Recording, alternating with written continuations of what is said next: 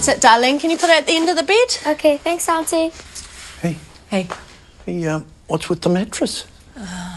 Anna had a bit of a breakdown today. Oh, that's Nina's mum, the basketball lady. Netball. She had a big tangi at the school gates.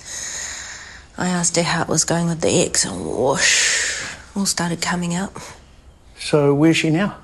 Oh, she's at home. She's fine. She just needs a bit of time to sort her head out. I think she's a bit overwhelmed. I told her Nina could stay with us for a while. That's all right with you, eh? Well, of course, don't even have to ask.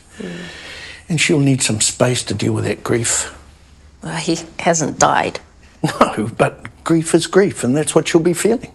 Gosh, I remember when I broke up with Matt. I couldn't get out of bed. Just as well you had a good whānau around you, eh?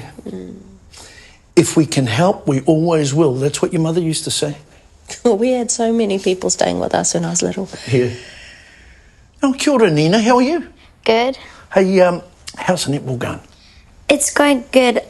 I'm here because... I know why you're here. Because you heard I was cooking lasagna tonight.